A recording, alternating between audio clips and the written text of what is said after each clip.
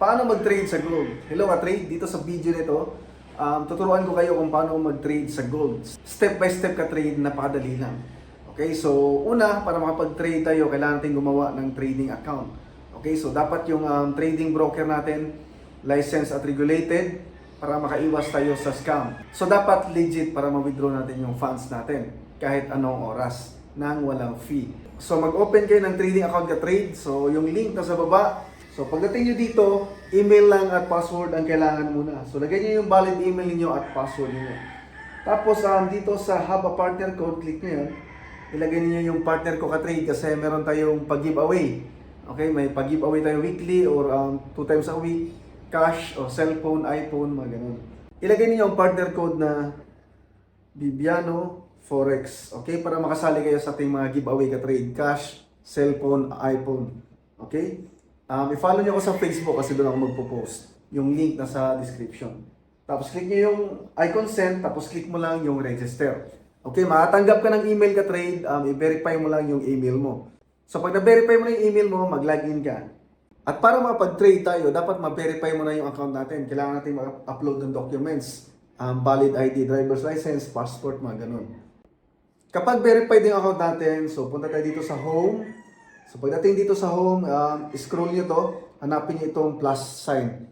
Okay, mag-open tayo ng additional account.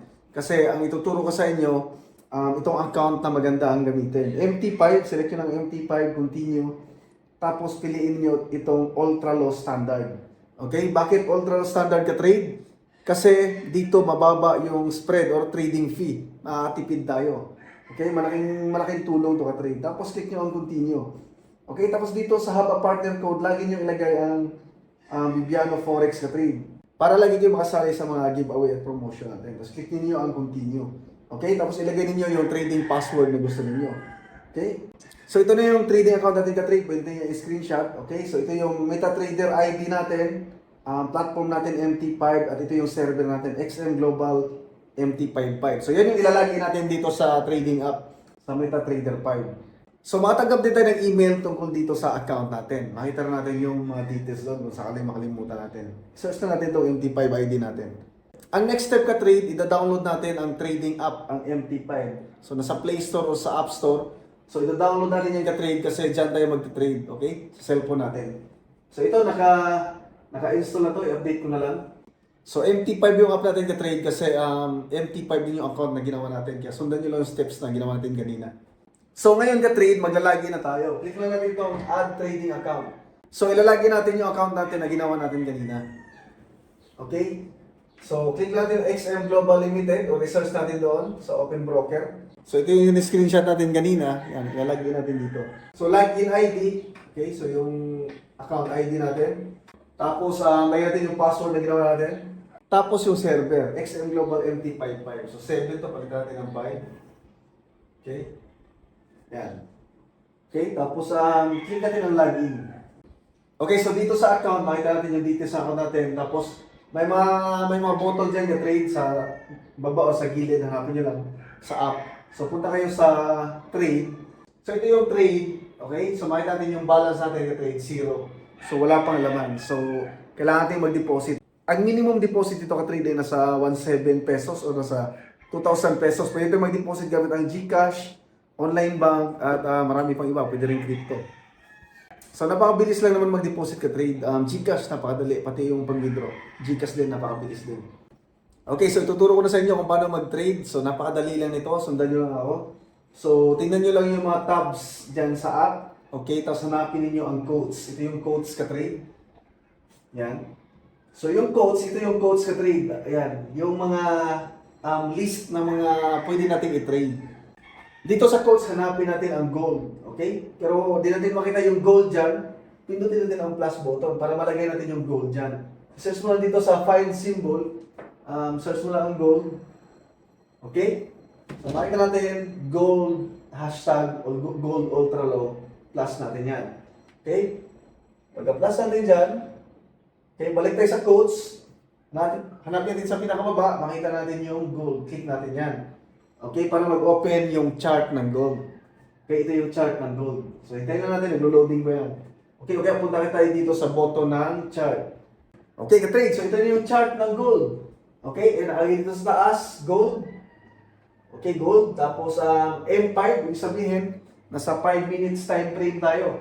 Ibig sabihin, yung isang kandila, isang candlestick, itong kulay green na to, 5 minutes na galaw yan. Itong kulay red na to, 5 minutes. 5 minutes bawat ano. So, magandang time frame para sa mga beginners ay dito muna sa 5 minutes. Okay? Pag pinindot kasi natin yan, lalabas yung para mga time frame dyan, M1, M5. So, dito tayo sa 5 minutes. So, ngayon, anong gagawin natin dito sa chart? Paano ba tayo kikita dito? Okay, so dito sa taas ka trade, meron ditong trade panel kung tawagin. Okay, meron ditong buy button. Itong buy button yan. Lagyan natin ng buy. Meron ditong sell button. Okay? So, dalawa lang ang pwede natin gawin dito at trade. Buy lang or sell. Okay? So, i-analyze lang natin kung saan papunta ang market. Pataas ba? So, magbabuy tayo. Or bababa ba? So, magsisell tayo. So, parang sa pula sa puti lang ka trade. Okay? So, dalawa lang yung pipiliin natin. Basta't buy yung trade natin, dapat pataas yung market. Example, ganito. So, dito tayo nag-buy. Okay? So, dapat magbabuy tayo sa baba, tapos tumaas siya. Ayan. So, kikita tayo. Kikita tayo. Okay? Pero, example, dito tayo nag-buy. Example, dito tayo nag-buy dito. So, dapat tataas siya para kumita tayo. Eh, nangyari, bumaba. So, malulugi tayo. Negative tayo, malulugi. So, ganun siya gumagana ka-trade. Buy, sell lang siya ka-trade. Okay? So, ganun yung buy. E, paano naman pag sell? Sell yung trade na gagawin natin. Okay? So, kapag sell ka-trade, example, dito. Dito, nag-sell tayo dito. Okay? Nag-sell tayo, tapos bumaba. Ayan, bumaba yung price. Ito yung price ka-trade. Price chart. Ibig sabihin, kumita tayo. Kumita tayo. Profit tayo. Okay? Pero, kung dito tayo nag-sell, tapos tumaas, so, siyempre ka-trade, negative, manulugi tayo. Okay? So, ganun lang yung pipiliin natin ka-trade. Buy, sell lang. Okay, kapag magbabuy tayo, dapat tumaas para mag-profit. Okay, kapag bumaba, malulugi tayo. Kapag magsisell naman tayo, dapat bumaba para mag-profit. Kapag tumaas, malulugi naman tayo. Ang tanong, paano natin malalaman kung magbabuy tayo or magsisell tayo? Example ngayon, ito yung price ngayon. So, anong gagawin natin ngayon? Buy or sell? Okay, so ang tawag dyan ka-trade, technical analysis. So, kailangan mag-analyze kayo sa chart. Okay? Technical analysis. So, manood lang kayo sa YouTube. Maraming tutorial. At meron din akong ituturo sa inyo ngayon. Okay? Kaya dahil dyan, gagamit tayo ng AI. Okay? So, sa messenger nyo ka-trade, open nyo lang yung messenger nyo ka-trade. Tapos, i-type nyo lang dyan, gold signal now. Okay? Tapos, i-search nyo lang ka-trade, gold signal now sa AI. Okay? So, lalabas dito ang sagot ng AI ka-trade. The current gold signal is sell according to the XEU USD forecast signal and trade alerts. Ang XEU USD ka-trade, yan yung symbol ng gold. Okay? Same lang yan. Gold at XEU USD, same lang yun. So, sell yung signal ngayon ka-trade ng gold. So, ang gagawin natin na trade ay sell lang. Hindi tayo magbabuy. Okay? Kalimutan natin yung buy. Sell lang yung gagawin natin ngayon. So, sell yung bias ng AI kasi napakagaling ng AI kasi lahat ng mga analysis kasi sa internet. So, kinakolek niya yung data, ina-analyze niya. So, sell yung bias. So, sell trade lang ang gagawin natin. So, saan naman tayo bandang magsisell? Example, dito na ba tayo magsisell? Or hintay natin tumaas muna dito tayo magsisell? Or dito pa banda? Or hintay natin bumaba muna bago mag-sell? Saan tayo magsisell? So, yan, nakadepende na sa inyo ka-trade. Okay, pero may tuturo ko sa inyong strategy. So, i-download nyo ka-trade ang Trading View app. Okay, so libre lang na app ito. Okay, tapos punta kayo sa chart.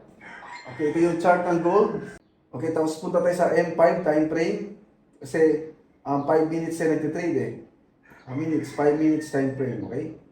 So, ayan, same lang yung chart dito at dyan kasi isa lang yan. Gold, isa lang yung chart nila. Okay? Tapos, click natin itong add. Maglagay tayo ng indicator ka-trade. Ilagay natin ang support and resistance itong low sum. Ayan. Okay, so makita natin ka-trade, nagkaroon siya ng mga level ng guhit. Okay? So makita natin, merong level dito, na gray. So yan yung mga K level, mga support and resistance level. So yan yung mga price level na kadalasang tinatamaan. Example, galing sa baba, tapos tumaas dito. Ayan, naging red na siya. So pwede hanggang dito na yan, babagsak na ulit. Parang ito. Ito. tumaas dito sa red, tapos bumaba ulit.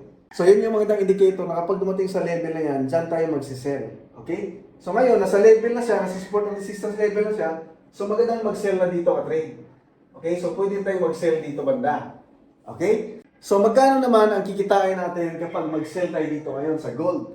Okay? So nakadepende yan sa laki ng trade ninyo ka-trade.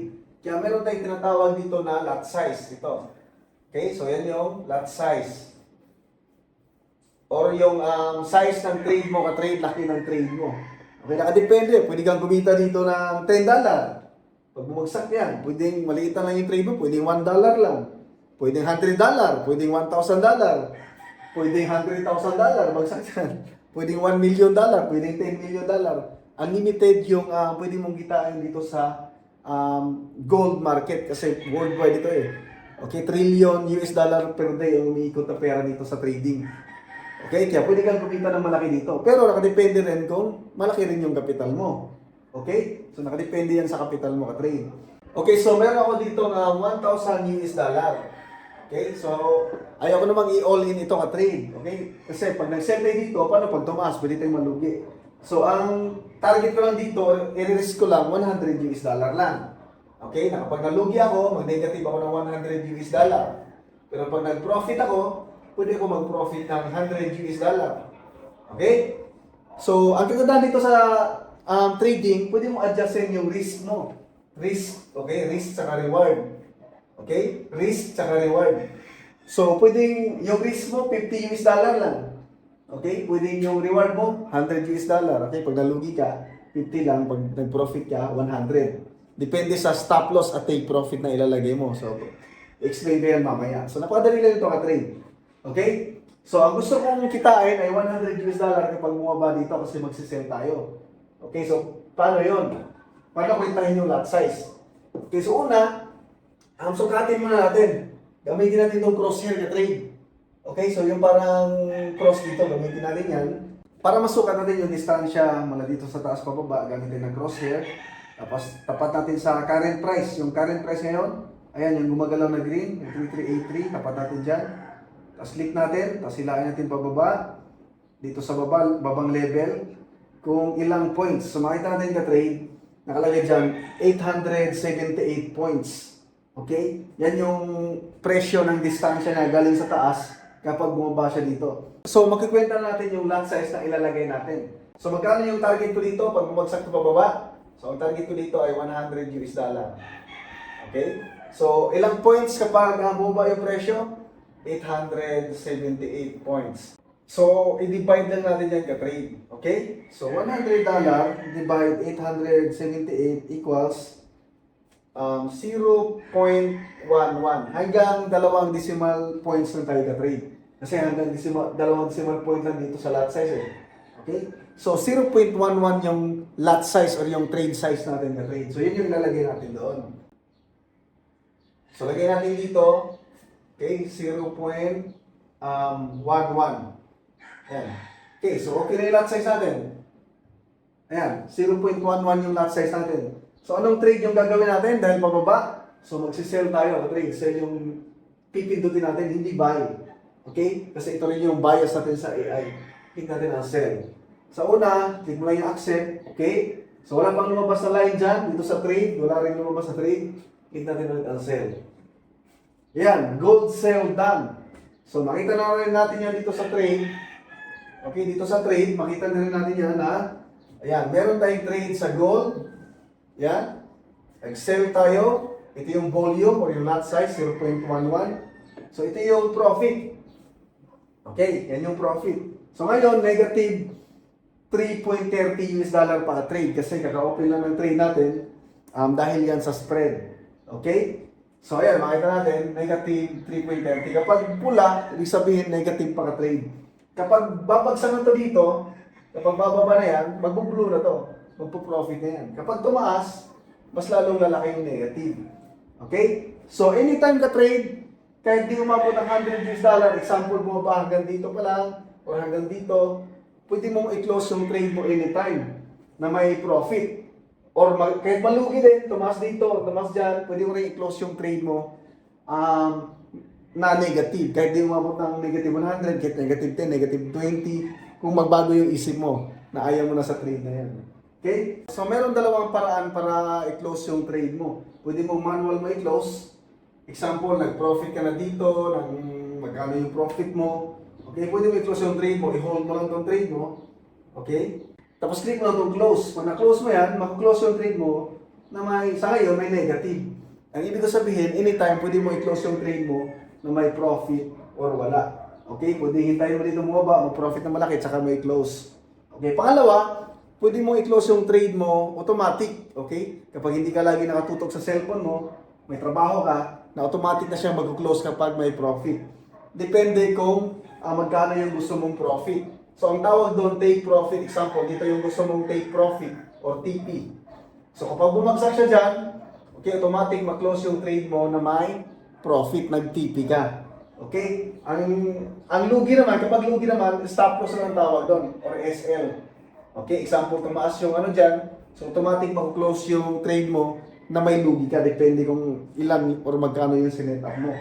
Okay? So, paano ilagay yung stop loss at take profit? So, napakadali lang ka-trade dito sa MT5. Kaya MT5 yung account na pina-open ko sa inyo. Itong trade natin, itong linya ng trade natin, ito, ipindutin lang natin yan.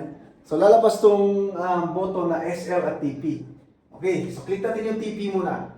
So, ito yung TP line. So, kapag ilagay natin yan dito sa baba, okay, so makita natin 878 points. Mag-profit tayo ng 96.58 US dollar. Di kasi natin ni-round off, kaya lumiit ng konti. So, yung kwenta natin kanina kasi, mag-profit ako ng 100 US dollar. So, makita natin eksakto yung kwenta natin. Okay? So, short na ng konti dahil hindi natin ni-round off yung mga decimal points sa dulo. Okay? Yung stop loss naman, SL. So, pwede natin i-click yan. Ito yung SL level. So, example, hanggang dito lang yung nakikita natin. Na kapag tumaas dyan, 416 points, malulugi tayo ng 45.76 US dollar. Okay? So, ibig sabihin, pwedeng ikaw yung mag-adjust. Kung magkano yung gusto mong take profit, magkano yung gusto mong stop loss. Pwede mong gawin mo to na kalahati lang yung stop loss mo, pero times 2 yung take profit mo. Okay? Pero mas malapit yung stop loss mo, mas mataas yung chance sa tamaan, mas malayo yung TP mo. Okay? So, ikaw ang bahala. So, pagkatapos nun, click mo tong arrow. Okay? So, lalabas tong button dito, click mo ang modify. Okay, so pag na-modify na yan, so makita natin, may line na dito. Ayan yung TP line. Meron ng linya dyan. May nakalagay na dyan TP. Dito may nakalagay ng stop loss. Okay, so dito sa trade na ito ka-trade, 1:1 natin yung risk to reward ratio. So kapag nalitan tayo sa chart, pwede natin ilipat kasi yan sa higher time frame na trade. Ayan, so nasa higher time frame tayo ka-trade para kitang-kita natin yung chart. Okay, mas liliit yung chart. So adjust ko na yung stop loss ko ka-trade. Eksakto ko na mag-release ako ng 878 points din. Or 96 US dollar din yung stop loss ko. Pwede eksakto ko to. Yung take profit ko, pwede yung eksakto ko sa 100. So, anytime pwede mong i-modify yung take profit at stop loss mo. Kaya pwede mong i-adjust. So, ito na yung trade natin. Sa ngayon, negative pa. So, hintayin natin yung maging result ng trade natin. Okay, so tapos na yung trade natin. So, makita natin yung balance natin, no? 1,096 na. So, nag-profit yung trade natin. So, paano natin malalaman kung nag-profit? Saan natin makikita? So, nag-set tayo ng take profit. Yung automatic maklose yung trade natin kahit hindi ako nakamonitor dito kahit umalis ako. So, check natin sa history. So, dito sa history, makita natin yung trade natin sa gold kanina. Naka-sell tayo. 0.11 lot size at yan, nag-profit tayo ng 96.58 US dollar. Okay? So, win yung trade natin. So, makita rin natin yung trade natin kanina. So, dito tayo nag-trade kanina. Oh. Yan. So, yan. Dito tayo nag-sell. May arrow dyan.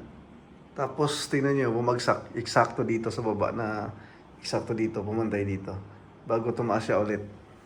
Yan. So, makita natin kung saan tayo nag-entry at automatic na close yung trade natin na may profit na 96 US dollar. So, yun ka-trade. Maraming salamat sa panonood. At kung gustuhan niyo itong video nito, huwag niyo kalimutan mag-subscribe sa YouTube channel ko for more videos about trading.